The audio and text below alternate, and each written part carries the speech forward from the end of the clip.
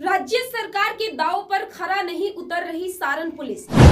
व्यवसायी के सुरक्षा के प्रति गंभीर नहीं सारण पुलिस। कारोबार समेटने के प्रयास में जुटे उद्यमी। बीएनएस कानून लागू होने के बाद एक मामले में मात्र 50 दिन के भीतर आरोपियों की गिरफ्तारी, उन पर चार्जशीट और आरोपियों को सजा दिलाकर देश में रिकॉर्ड बनाने वाली सारण पुलिस की कार्यशैली सारण पुलिस के साख में प्रश्न चिन्ह लगा रही है।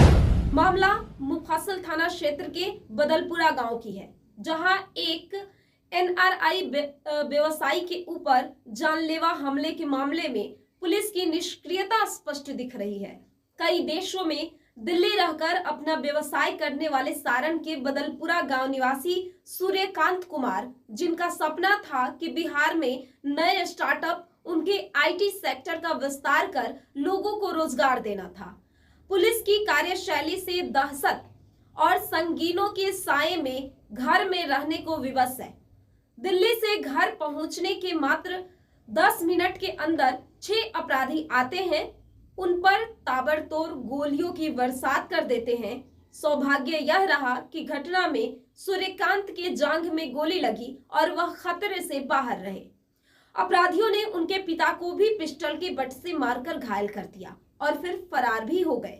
इस पूरी घटना की तस्वीर सीसीटीवी में कैद हो गई। आप भी देखिए, व्यवसायी के घर में बाहरी कैमरा में पहले 2 और फिर 4 अपराधी मुख्य द्वार से प्रवेश करते हैं और 2 गोलियों की आवाज भी सुनाई दे रही है। वहीं अंदर के कैमरे की तस्वीर में अपराधियों द्वारा खुलेआम मारपीट और फायरिंग की घटना को अंजाम दे रही अपने पुत्र और पति को बचाने आई व्यवसायी की मां की भी अपराधियों ने सरेआम पिटाई कर रहे और बंदूक के नोक पर उन्हें घर के अंदर ले जा रहे हैं।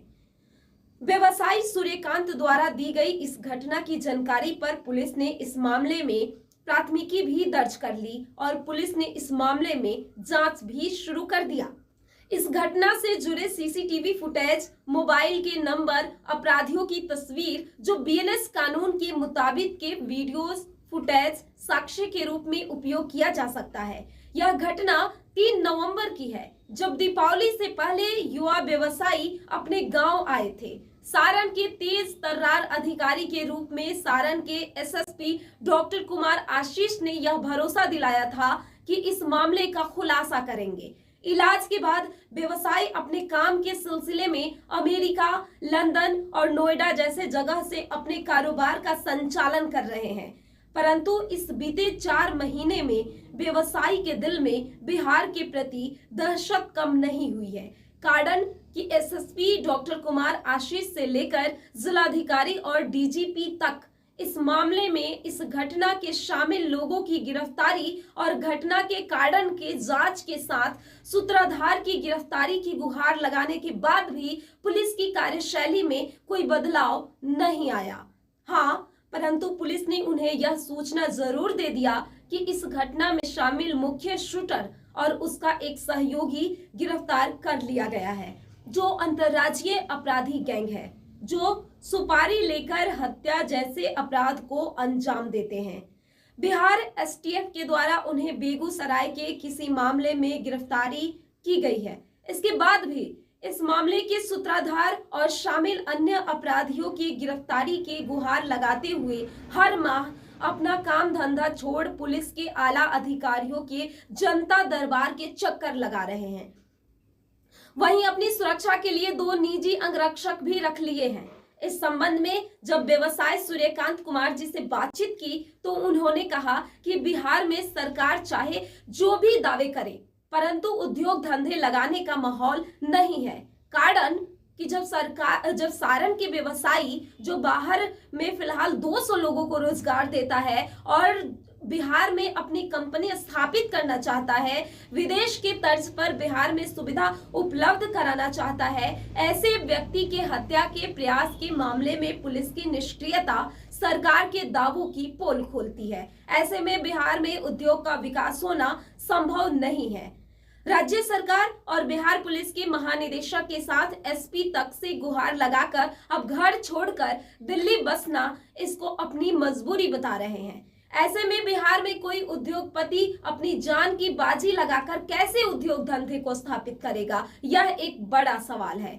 बड़ा सवाल यह है कि किराए के अपराधी तो गिरफ्तार हुए हैं, पर इस घटना का मास्टरमाइंड और अन्य अपराधियों के साथ लाइनर की गिरफ्तारी नहीं होने से उन्हें डर है कि इस घटना का मास्टरमाइंड फिर से कोई हमला करा सकता है, जो कि फिलहाल गिरफ्त से बाहर है। ऐसे में पुलिस की कार्यशैली पर प्रश्न चिन्ह लगना स्वाभाविक है। हत्या के मामले में 50 दिन के अंदर त्वरित न्याय का डंका पीटने वाली सारण पुलिस आखिर इस मामले में पंगु कैसे बनी हुई है?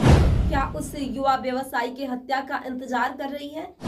ऐसे में जब सारण के व्यवसायी जब अपने घर में सुरक्षित नहीं है, तो आखिर बिहार में कैसे होगा उद्योग का विस्तार? यह भी बड़ा सवाल है। देखिए क्या कहा, कैसे हुआ हमला और कि इसके बाद किस दहशत में जी रहा है यह व्यवसायी और क्या बताई पलायन की मजबूरी।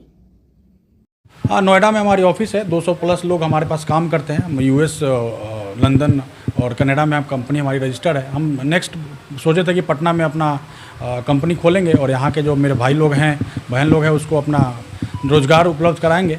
इसी कारण से हम होटल भी खोलने का प्लान बनाए थे छपरा में, बट ये सब को हम स्थगित कर दिए हैं जब से हमारे ऊपर गोली चली है। और हम यहाँ पर्सनल बॉडीगार्ड लेके चल रहे हैं। पुलिस की तरफ से कुछ भी अभी तक साजिशकर्ता का नाम बताने में नाकामयाब रही है, जिससे अभी भी हमको डर लग रहा है कि शूटर जो था वो बाहर से आया हुआ था। साजिशकर्ता जो भी है अभी उसका नाम क्लियर नहीं हो पाया है, तो हो सकता है फिर मेरे ऊपर हमला करवा दे।